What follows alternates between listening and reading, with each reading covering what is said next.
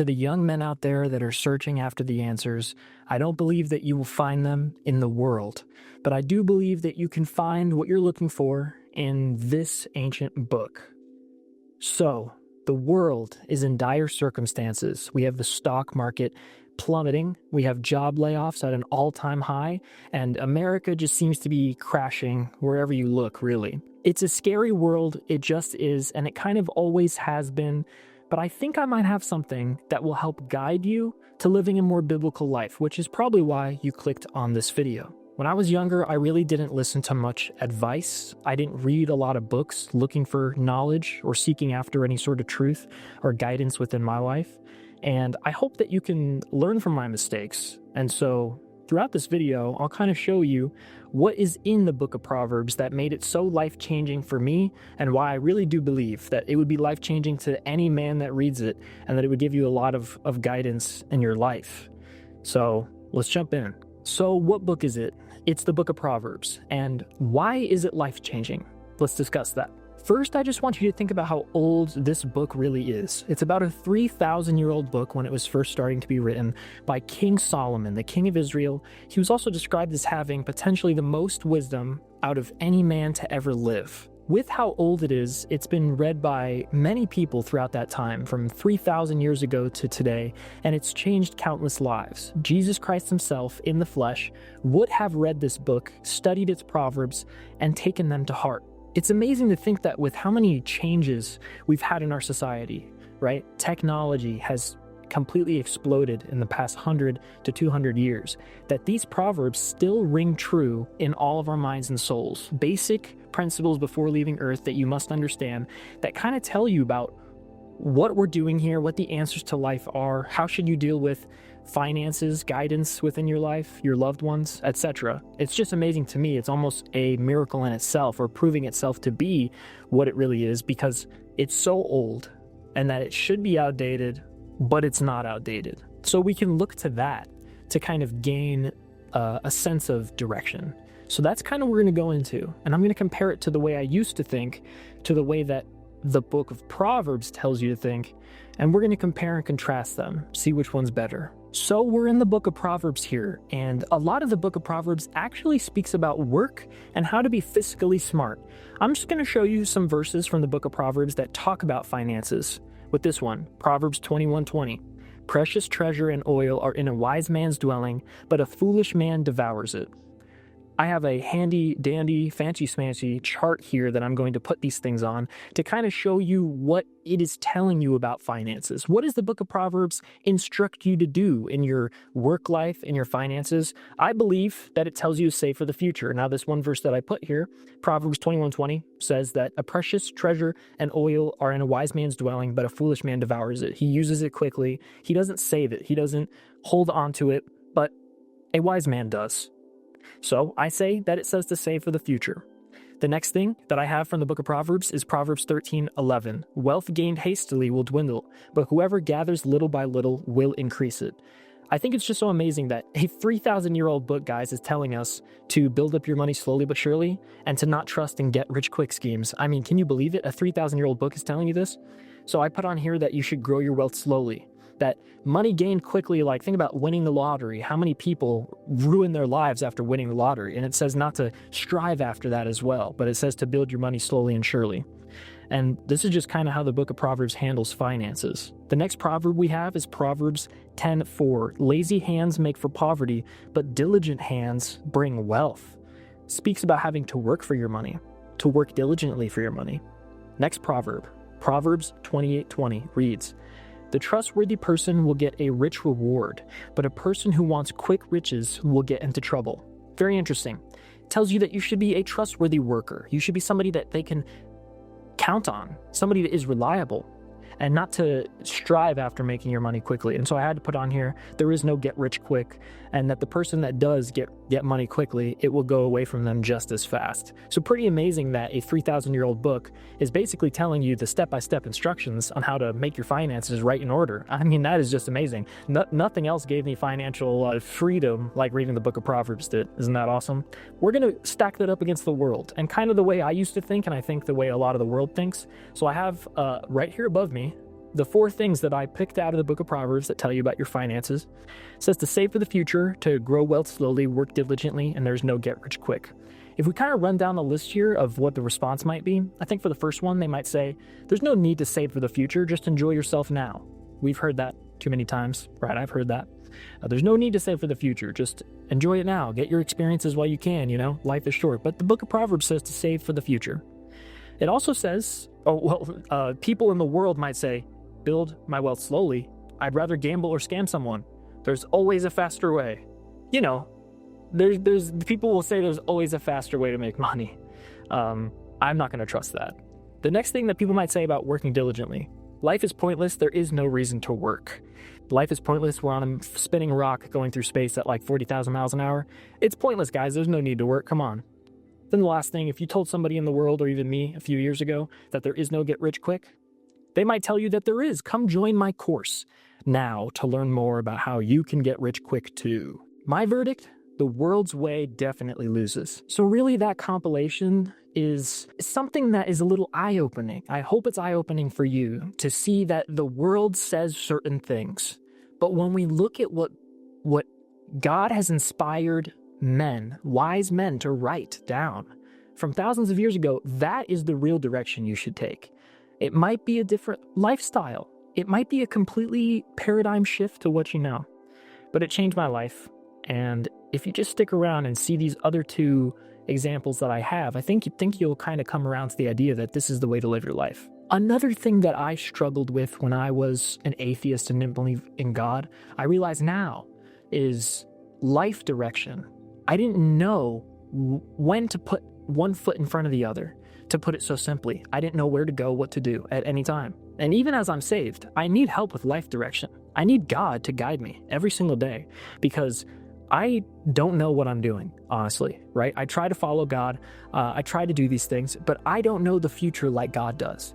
And that was something when I was an atheist, that I had no life direction, although I thought I might have. But really, what did I know if I wasn't trusting in a God that knows the future?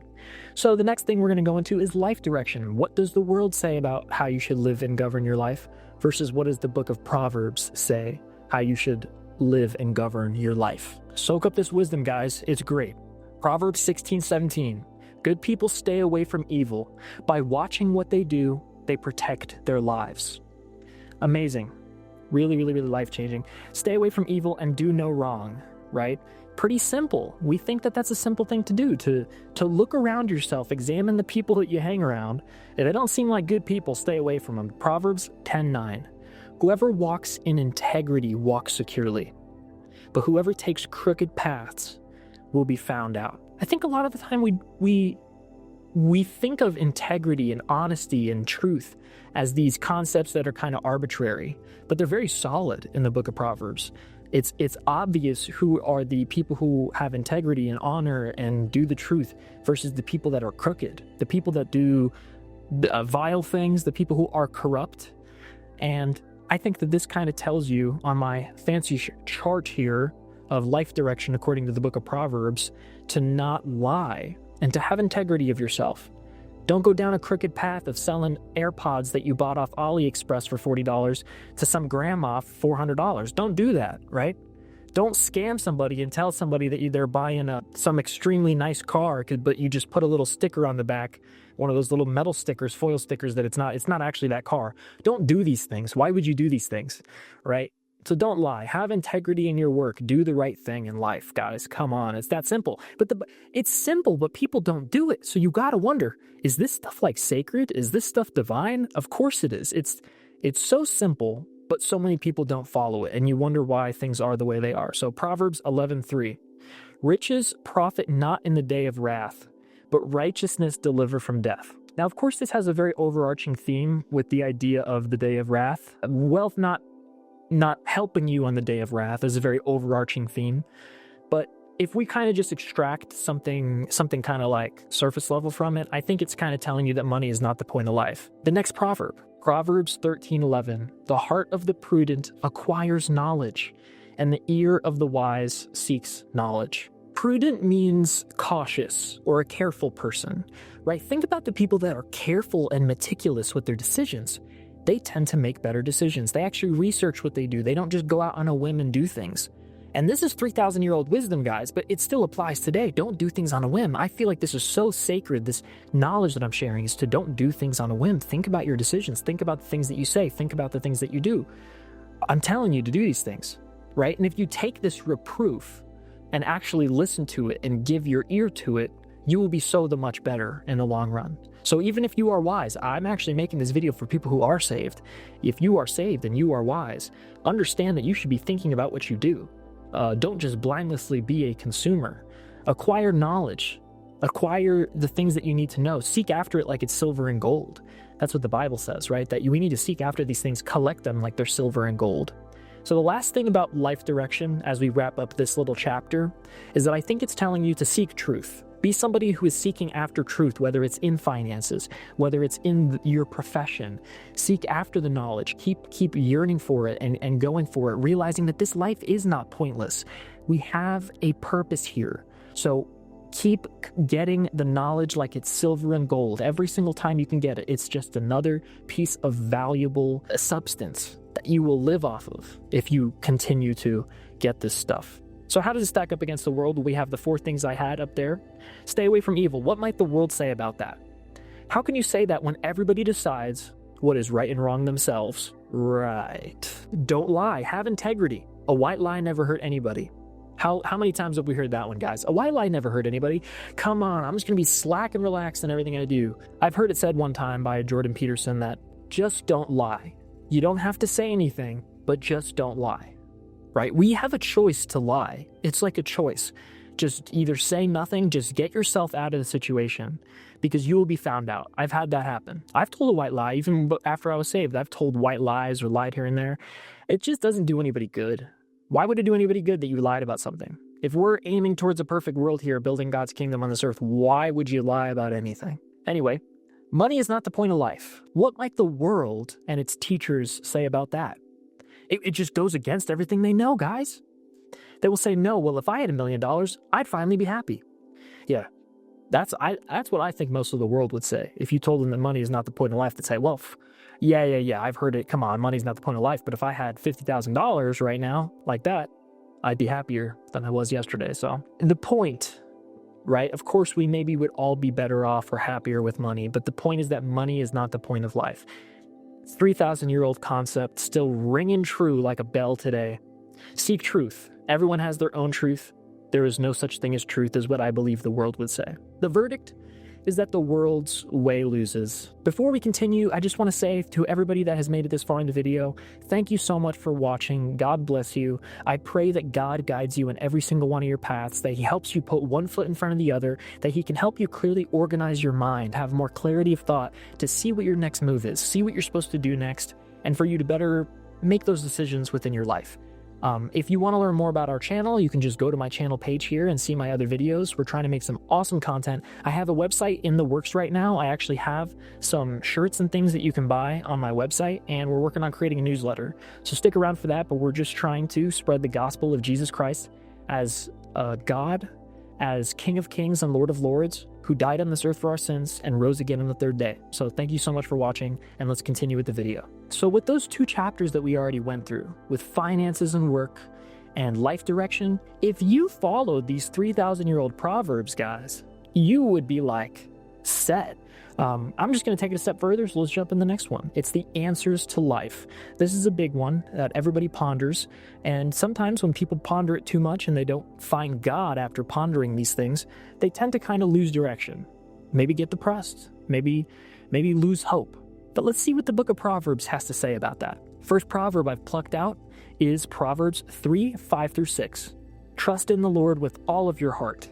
Lean not on your own understanding. In all your ways submit to Him, and He will make your paths straight. Pretty self-explanatory. I believe that it's telling you to trust God and not yourself.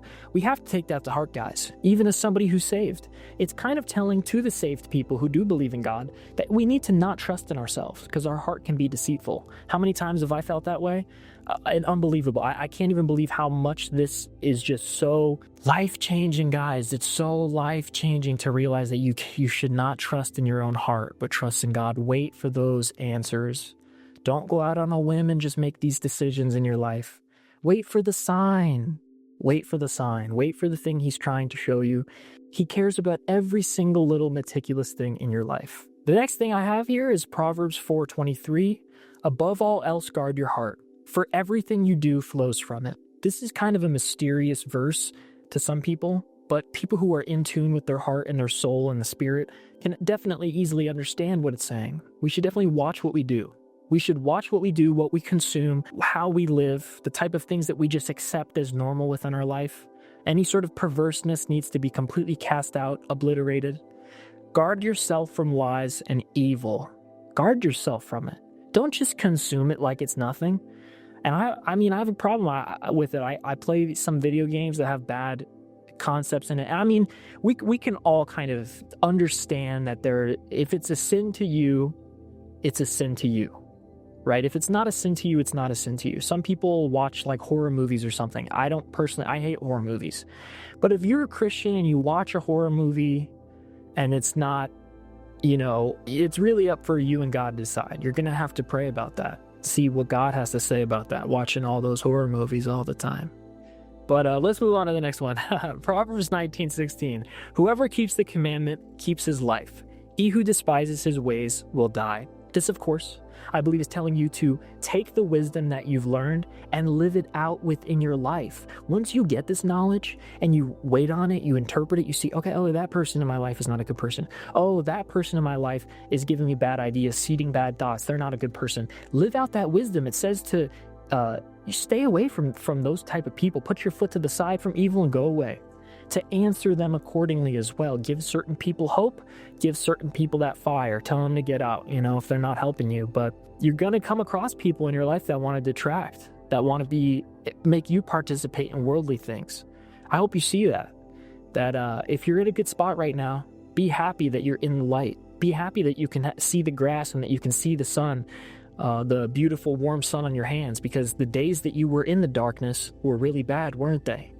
So now be grateful that you're here. If you're still in the darkness, follow God. He's going to get you through that hard point in your life. I've been through many hard points in my life, and I feel like maybe even now it can be a hard point in my life. But you have to go through these things with strength.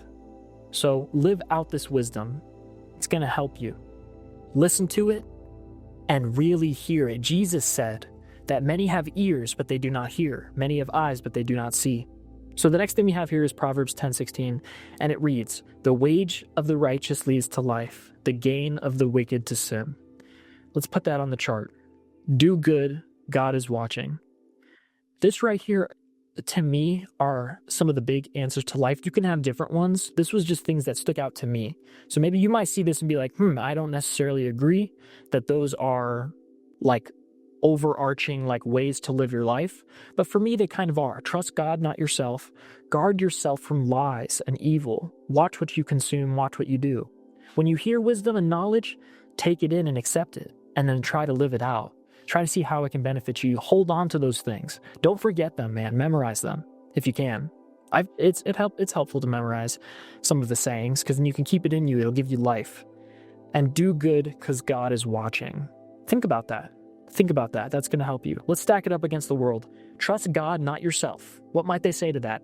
Everyone tells me to trust my own heart, and I believe not in a God. So people do trust their own heart. You're going to hear that in the world. Trust your heart. Follow your heart. Bible says not to do that, guys. Guard yourselves from lies, and evil. People, I don't know if they'll have an answer for that. They're going to be like, oh, well, who's really lying to me out there? Everybody just wants my benefit. But the thing is, when you're a part of the world, you're kind of protected by the world. Since you're not people consider us kind of rebellious. The people that are reading the Bible, trying to live a traditional lifestyle, whatever you're doing out there, listen, I mean, if you live have certain values, political ideas, whatever, that's not what I'm talking about. I'm just saying it's considered rebellious to be a Christian today. It's considered rebellious.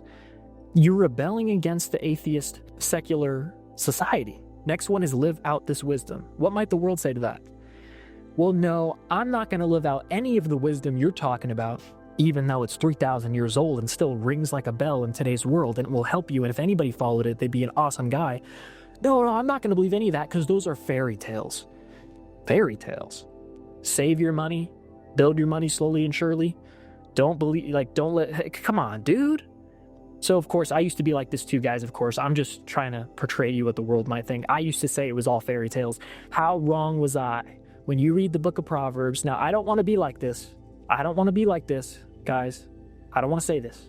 But even if you are an atheist out there watching this, as foolish as you may be, read the book of Proverbs. It'll help you in your life. All right, do good. God is watching. What would the world say to that? No, God is watching me. I can do whatever I want. It actually talks out in the book of Proverbs as the fool in his heart says there's no God, and he will do whatever and say, no, God is watching me. I can get away with anything.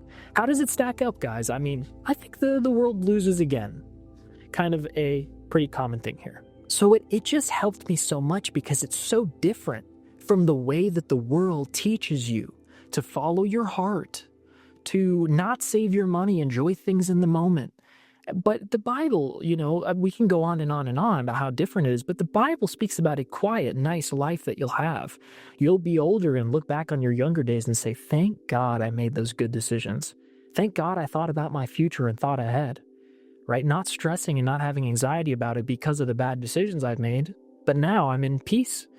And I have peace. So that's really how it will help you guys. It's just good decisions. And then the kind of mystical aspect of the book of Proverbs for me is the fact that it speaks about evil and good in such concrete ways that really portray how people are. I was reading the book of Proverbs, and I had this sort of sense of like a spiritual awakening again. I've been a Christian for a long time, but it just made me realize like, there are evil people who are doing evil things, and there are good people doing good things. And this is like splitting them apart to show you where they end up in this life. Like, it's actually true. It's not a lie. It's telling you that evil people do this, and then this happens to them.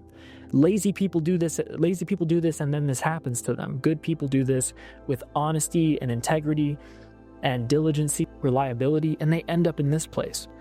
And it just like blew my mind. It was like such a spiritual thing to realize that it's speaking of truth. It's not speaking of fairy tales here.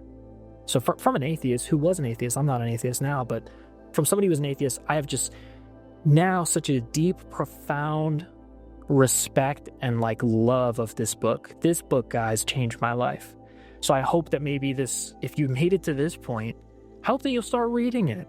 It would be an amazing thing if you started reading this book. Thank you for watching. I have to cut out like the part where I said thank you for watching because I'm not done talking. So yeah, people might say, okay, this doesn't prove anything, right? Sometimes I make videos about proving God's existence through science. But I think if you read the book of Proverbs with an open ear and an open eye, you will realize that it's speaking of profound truths.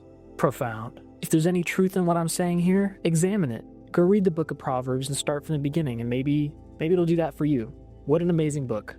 Maybe then if you guys like this, comment like your favorite proverb that you found down below. I can think of a lot of other ones that I didn't include this video. 2 more that I actually wanted to provide right here are Proverbs 3:12. For the Lord corrects those he loves, just as a father corrects a child in whom he delights. And Proverbs 15:31, the ear that listens to life-giving reproof will dwell among the wise. This to me is kind of saying to listen to when you hear reproof or somebody instructing you to do something, or reproof can kind of mean constructive criticism. So criticism, like real criticism, somebody telling you, no man, you're not doing it right. And I think that we need as young men, because I'm a young man too, we need to be willing to listen to very strong constructive criticism by the people who are older. I know there's other guys on YouTube who like sit down and like smoke a cigar and talk about their life. I have gained a lot of wisdom from those style of videos, like older men talking, just giving their life experience. We gain a lot from that. We need to learn from their mistakes. So that's kind of what this is urging you to do. But the book of Proverbs specifically, that's kind of what this one's about here. We talked a lot about wisdom, and so I think it's only fair to finish off with a verse from the Bible that is, wisdom is fear of the Lord, or the beginning of wisdom is fear of the Lord, to realize that we are before a God that actually will judge us. So we need to be wary of that, and realize that Jesus Christ took the penalty for our sins, for our judgment that we deserve. So I just want to end the video on that thought. Just think about Jesus Christ. All right. If you want to know more about me, go to my channel, like I said, or the website down below. Thank you so much for watching. Leave a comment of your favorite proverb below. Don't forget to like and subscribe. You guys might not think it does a lot for me, but it really does a lot. Just like it's a one click for you, but it actually does so much for me because it helps promote it on this website with the algorithm that will push it to more people to hopefully get them to watch this, just kind of enjoy the content that I'm trying to make with spreading some wisdom, spreading some knowledge, and kind of hopefully maybe just giving you stuff, giving you content for you to jump in and see some awesome things that are in the Bible and more conversations, etc. Thanks so much for watching. Have a great day. Chief Messenger signing out. Bye.